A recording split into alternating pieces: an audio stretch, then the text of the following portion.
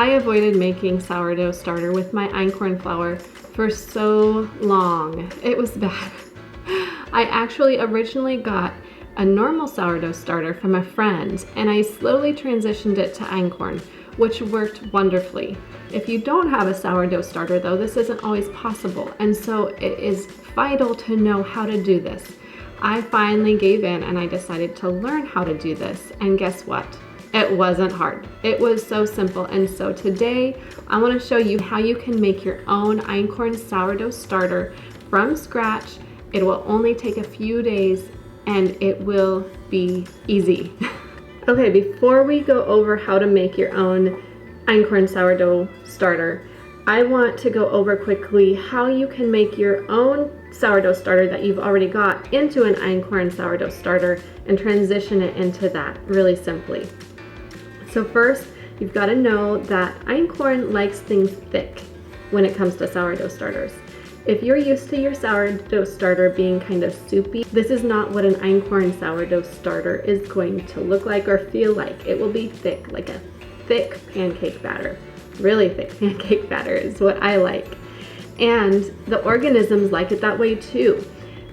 These are hungry little guys and they love to feed off of it when it's thick, so don't skimp on the flour.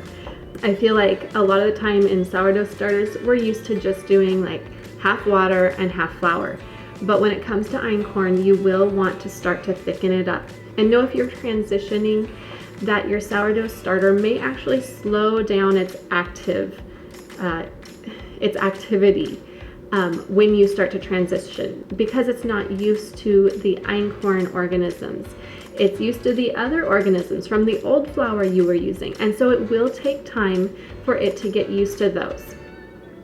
Just keep going. Try to make sure that you have enough flour in there so that there are enough organisms for them to feed off of. This is how the sourdough is made. As you're transitioning, start to make sure that you are on top of the starter. Every day be putting in some einkorn flour and a little bit of water, and take some out. If you are using a starter, you might be used to not taking any of your starter out when you refresh your starter. Now is the time to start doing this again, because you want to be making sure that you're taking the old starter out. In addition, every other day, I would say, you'll want to move your starter into a new jar. Doing this will help make sure that you're moving out the old organisms and allowing the einkorn organisms, the einkorn grain, to be the one taking over. You're not going to be contaminating it with any of the old grains. So continue to change out your jars, continue to change out the flour, and to be taking out some of the starter every time you refresh it with new flour. This will help you to have a new einkorn sourdough starter in no time. I would say it would be ready to be called a pure einkorn starter within a couple weeks. Okay, I got my hair up and I've got what I need. So you're going to use just 3 things to make your einkorn sourdough starter. You'll need water. You'll need an empty, I like to use pint-sized jar. I feel like if you use the smaller ones, it's a little bit too small.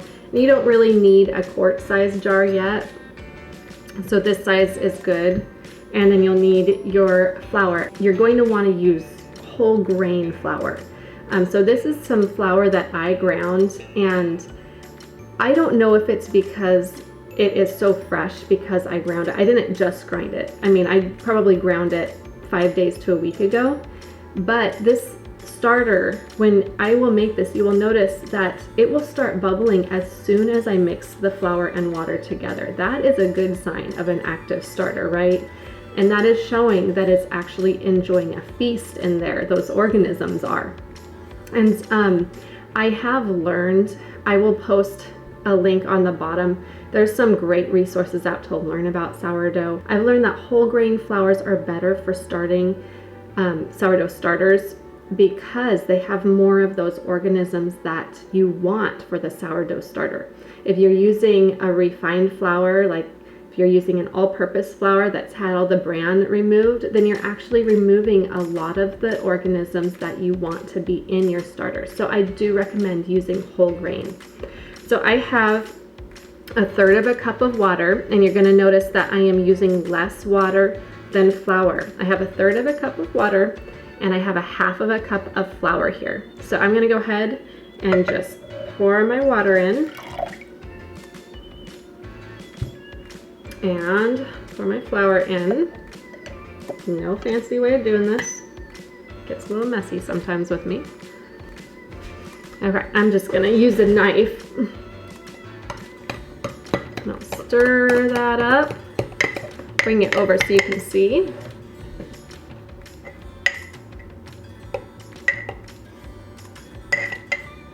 So after you have started your sourdough starter, you're going to want to cover it, and you can do this a couple different ways.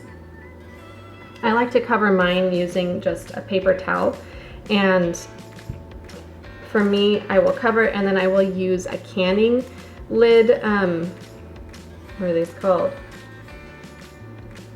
And I will put that just over that paper towel, and that will give it the ability to have air get in, and yet it won't be able to have things come outside and get into it.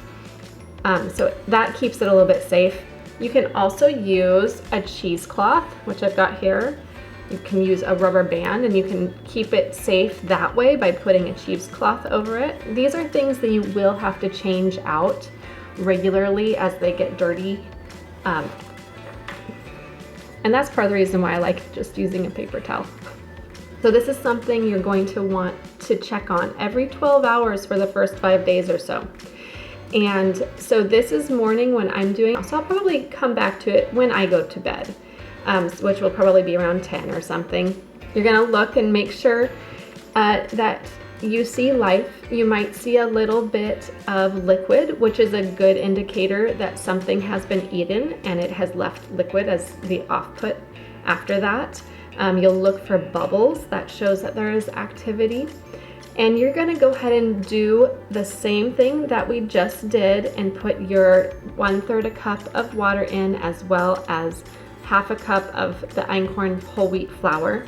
But before we do that, we're gonna go ahead and take a heaping tablespoon out of this mixture. So I will take my heaping tablespoon out. I'll just put it in there for now. And then I'm going to refeed it. I'm going to put my flour in and my water, and I'm gonna mix it all up again. And this should be starting to get more and more active as you go on day after day. Easy to do this when you get up, and then do it when you go to bed. Make a note of it, put it on your phone, set a timer, whatever you need to do. It's obviously not gonna be one of your main chores that you're used to doing. So I would somehow have a reminder for you to remember to do this. Let's take a look at the first 3 days of my starter, and you can kind of get an idea of what it looks like.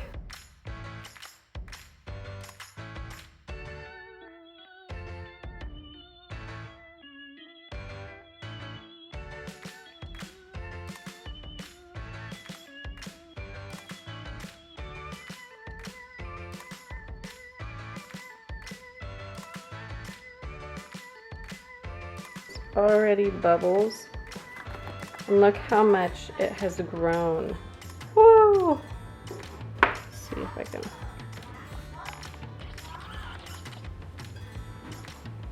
Wow. All right, I'm going to go.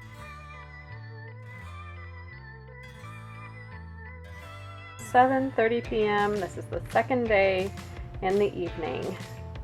Look at those bubbles. So quite a few bubbles coming up. And it's getting pretty big, so I think I might actually take out a little bit extra. Woo, look at how it puffs, just falls down.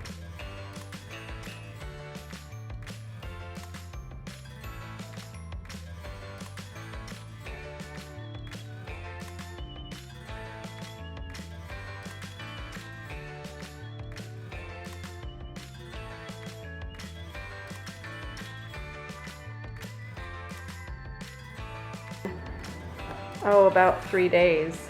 I think I started this on Friday, and it is now Sunday night.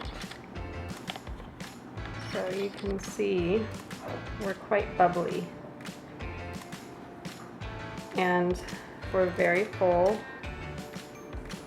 I would put this into a bigger jar at this point, since it's been about 3 days, so it started really being able to grow, to multiply, and to get used to the organisms in there. So I would put it into a bigger size like this.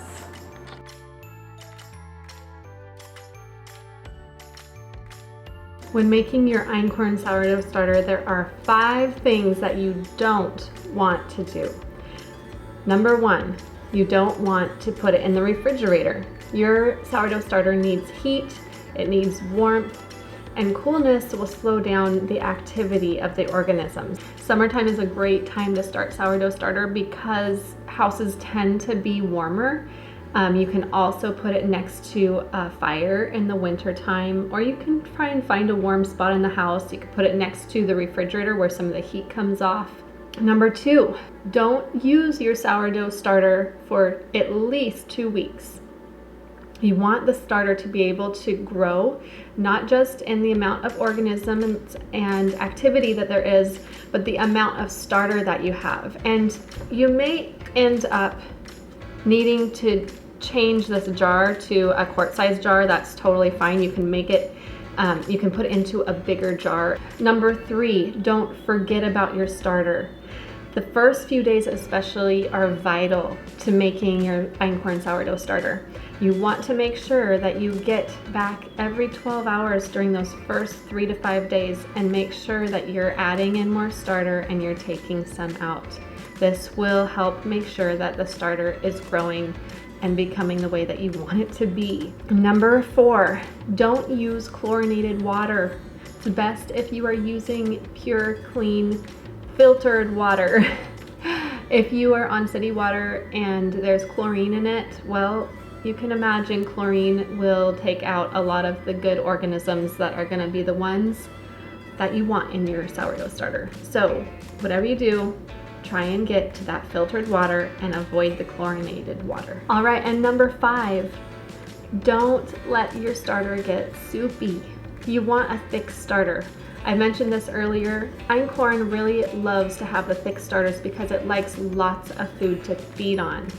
Having the higher flour content in an Einkorn sourdough starter will assure that your starter has enough food, and that is important when you're trying to grow your starter.